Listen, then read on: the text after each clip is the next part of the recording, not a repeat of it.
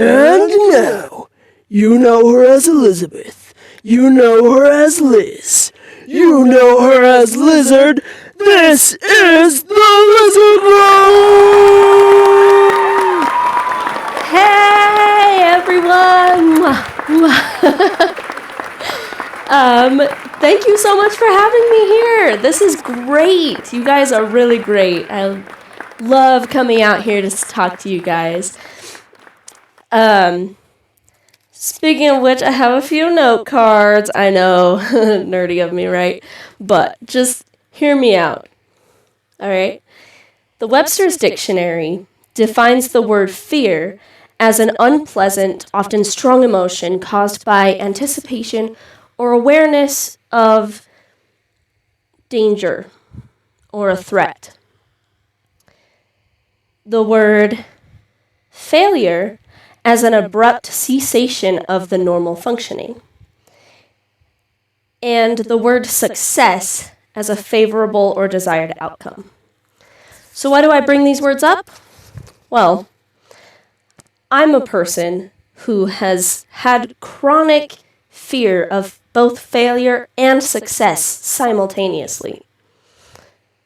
As you can imagine, this has often led me to a sort of paralyzed state of limbo mentally. It's kind of weird. Now, I'm a very creative person. So when it comes to DIY projects, I'm good. I got it, it comes easily to me, and that allows me to forget about my fears for a little while. But when it comes to things that will actually affect my life, let's just say, well, I self-sabotage. But today, I don't want to talk about fear stopping me.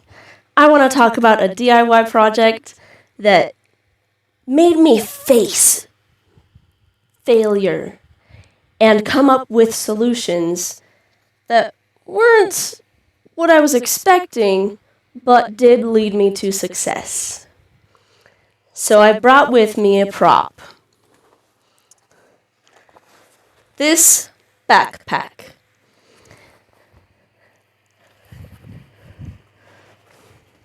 I'll have the camera give you a better view of it in a little bit.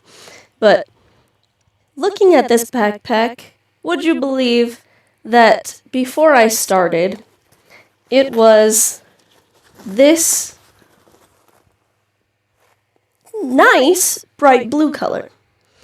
But I didn't want it to just be blue. The whole thing was just a solid blue. I wanted this backpack to really reflect my personality as much as I could. So I thought the easiest thing to do would be to buy some fabric dye and just dip dye it like I've done many, many other projects. But for some reason, this backpack would not hold any dye. I had it in overnight. I had it soaking. I put more dye than you're supposed to for this sized project, and it just wouldn't take. It came out slightly darker than before, but it just made it look like it was dirty. So I had to move on to another idea. I tried coloring the entire thing with Sharpies. It did make it darker, but I ended up with just a bunch of lines in different shades of dark blue. And I wanted it to be black. I wanted a black backpack with UFOs and aliens. This was before the congressional hearing about that. And I wanted these aliens to be spreading rainbows everywhere. So it had to be black, obviously. But like I said, the Sharpie just wouldn't work for me. So I ended up painting the entire thing with acrylic paint. I made a mixture of this paint, of black paint and this really cool black gold metallic paint that I have came out beautiful. Perfect. And then obviously I painted on some more. Then obviously I painted on the UFOs and the aliens and the rainbows. And I sprayed the entire thing with a silver glitter fabric spray, and it came out better than I was expecting. So that's my story of facing failure and finding a way to success. And if I can do it, so can you. Thanks for coming, everybody. I love you. I'll see you next time.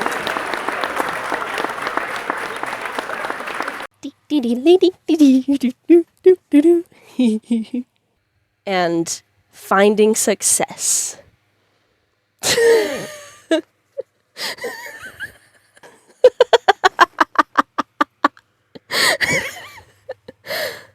Welcome.